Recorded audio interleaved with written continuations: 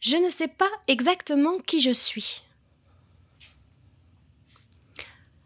Dans un rêve récurrent, je me vois, là, au sommet des monts Babor, les yeux perdus sur l'horizon et dans les méandres de ma conscience. Jimmy, pour certains, Jemai, pour d'autres. Mais qui suis-je vraiment ? Mon regard imprégné des souvenirs des vents changeants des Highlands écossais embrasse le paysage, la splendeur des hauts plateaux qui surplombent Sétif. Sétif, la ville d'où je viens. Il me semble que mon histoire a été façonnée par des contes et des légendes, une tapisserie vivante de cultures entrelacées. Dans mon rêve, je me sens grand, robuste. Un cèdre séculaire enraciné dans les traditions de ses ancêtres. Pourtant, en moi frémissent des projets audacieux qui souhaiteraient balayer cet univers immuable. Drapé dans le burnous étrange, cadeau de mon oncle Ahmed, je sens son tissu effleurer ma peau. Secrets et sagesse de ses plaines.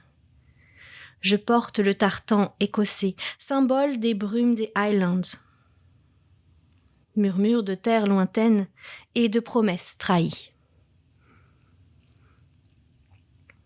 Dans ce même rêve, ma main gauche tient le calame de Si Mohamed, mon grand-père.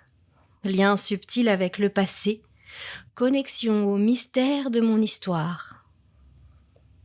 Ma main droite, elle, s'appuie sur un sceptre du clan MacLeod, symbole de respect et de reconnaissance. Et je me tiens là, debout sur ce sommet. J'incarne un pont entre deux mondes. Les éléments de mon héritage se fondent en une musique silencieuse. Traces, esquisses, d'une existence dans laquelle s'entremêlent diverses origines.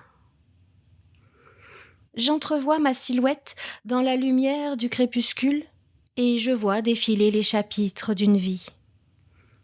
La mienne. Dans mon rêve, toujours. Je suis l'héritier de Belle, cet enchanteur des histoires qui, tel un roi magnétique, attire et captive les âmes dans les mailles de ses souvenirs. Ma petite enfance et la personne de ma mère restent une énigme insondable, peuplée de spectres évanescents. Ma mère disparue. Quand ? Comment ? Une foule de questions, toujours sans réponse. Petit, l'empreinte des djinns et des anges a nourri mon imaginaire débridé. Ils m'ont confié les souffles de leur présence éphémère.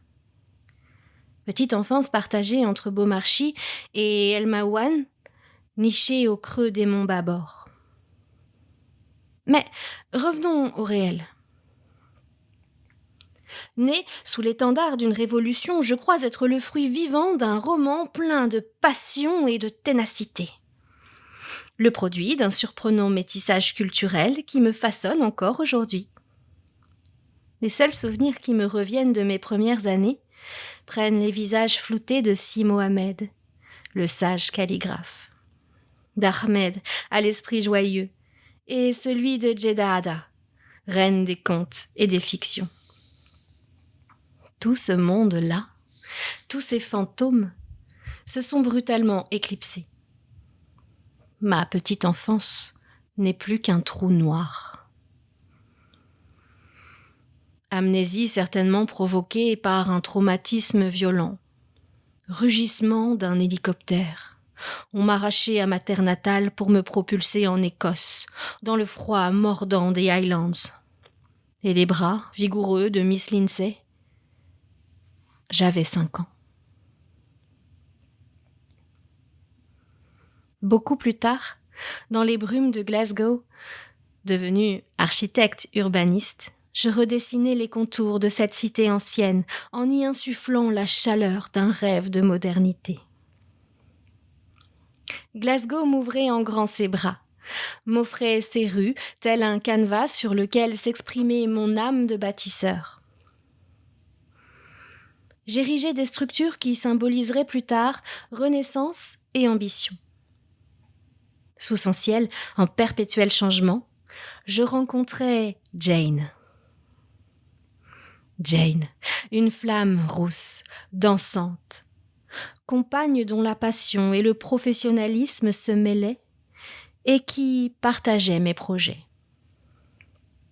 Oui, je m'en rends compte.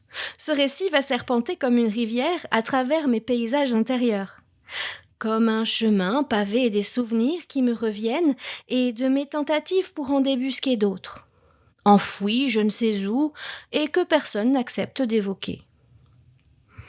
Il va serpenter dans le fragile espoir d'établir enfin une passerelle entre la douceur du passé de Sétif et le présent vivant de Glasgow.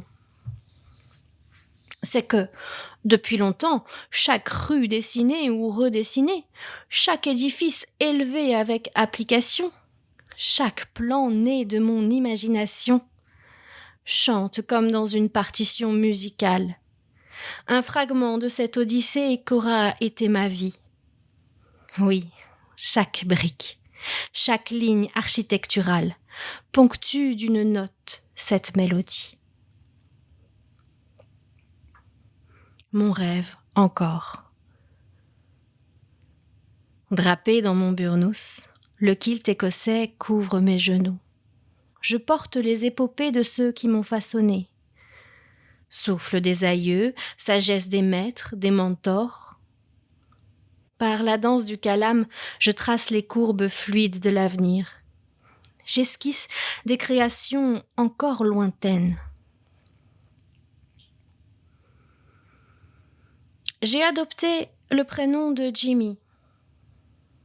Jimmy, c'est moi. Cet esquif à la dérive, solitaire, depuis toujours, ballotté entre fascination du mystère, de ses origines, et terreur d'y être englouti.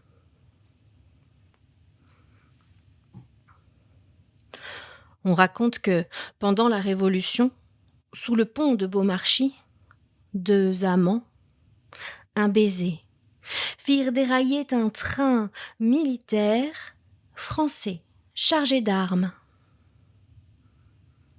On raconte que ce baiser scella le destin de ces deux jeunes héros qui aspiraient à l'indépendance. Histoire à tiroir forgée dans les mythes de la grande histoire. Légende urbaine. Ainsi naquit le mystère des amants disparus du pont de Beaumarchis. Un récit où amour et histoire se percutent, se rejoignent, en creusant encore, aujourd'hui, leur sillon dans la mémoire collective.